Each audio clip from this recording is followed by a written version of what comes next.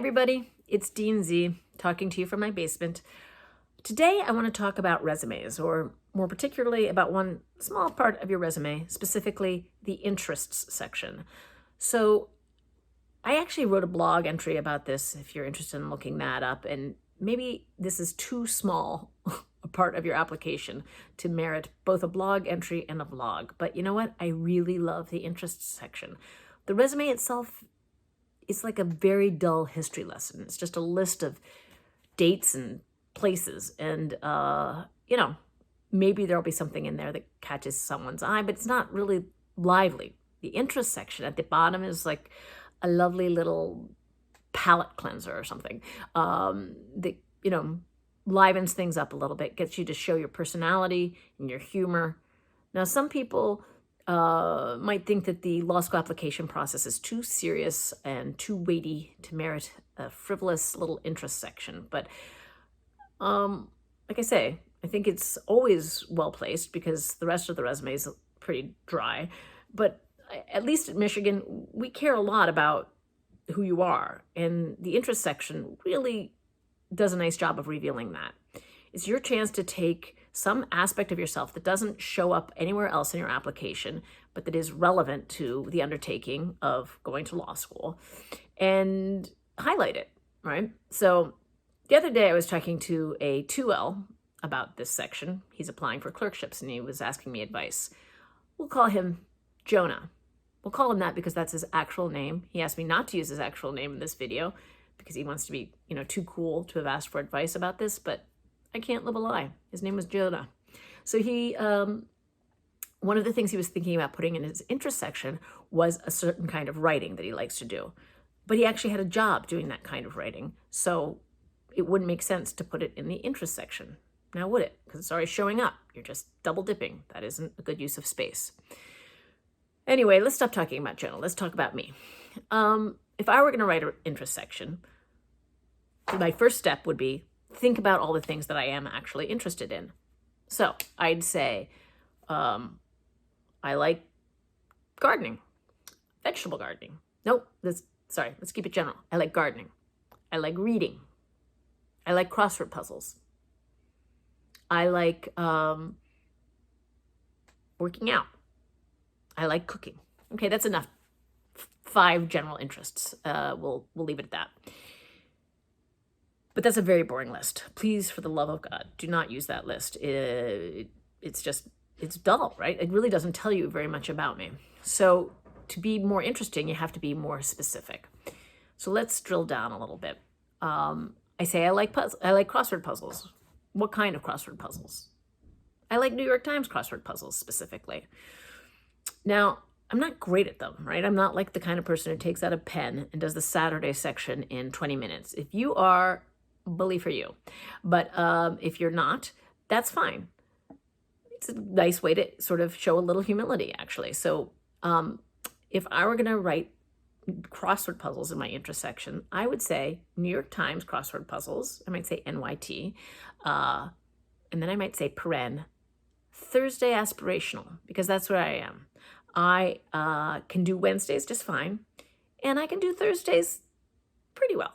Sometimes I have to cheat a little bit, though. So I think that shows I'm not a complete dummy, but I'm not also like intimidatingly brilliant. Maybe someone who should go find a job doing crossword puzzles. I don't know. It shows you something about me. Right, so what were my other things? Reading, working out, cooking, and something else. I forget what that is, actually. We'll come back to that. I don't love reading as a topic, honestly, because, at least for me, because, everything else on my resume sort of suggests I'm doing a lot of reading already. But maybe if you are something like an engineer or a science person, you might want to highlight, like, I like reading. That's great. But don't just say reading. Be very specific about, like, what you like. So see how I have this row of books there that all look alike? Those are one particular author, Anthony Trollope. Love Anthony Trollope. So I might say 19th century English literature, particularly Anthony Trollope. That makes me look a little pretentious, but it's clear. And, it tells you something, definitely tells you something about me. So what would be a good third interest? Because I don't think you should have more than 3. You don't want to take up too much space here with this. So I think I would go with gardening for my third one because it makes me look kind of zen and like I'm doing something a little bit different. And I might specifically say vegetable gardening because gardening itself, that could be anything. And, maybe I want to get really specific and say heirloom tomatoes specifically. Or vegetable gardening might be fine, but you get the idea. Like it's a variety of different things, and they show a different side of me and show a little bit of my personality. Now, if you're thinking about like, what do I need to show about myself? Just think about, I mentioned the, engineer or scientist who might want to show that they like to read. Think about what am I missing in my application materials that might be relevant to law school that I could highlight in some other way.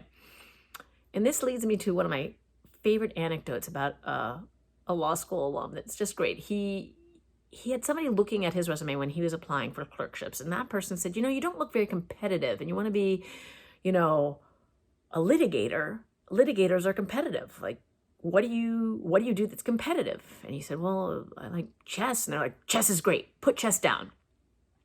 But he liked chess like in a kind of mild sort of way and not like super intense sort of way. And he goes into his first interview and the judge has chessboards everywhere and then asks him some question. I'm not into chess, but something like, what would you say if I said like queen to knight 7 or something? And he nearly had a nervous breakdown. He managed to answer that question. He got the clerkship offer, and then he spent the intervening year and a half or so learning the hell out of how to play chess so that when he showed up in the clerkship, he did not shame himself. So that's another really good lesson. Don't claim an interest that you don't actually have because someone is going to ask you about it. All right. I think that's enough. I've been rambling on for a while here. So let's wind up with your grammar tip of the day. The other day I was talking about em dashes and being sure to mix it up, not relying too heavily on em dashes. But here's something that I maybe should have said first. Make sure you know the difference between an em dash, an en dash, and a hyphen.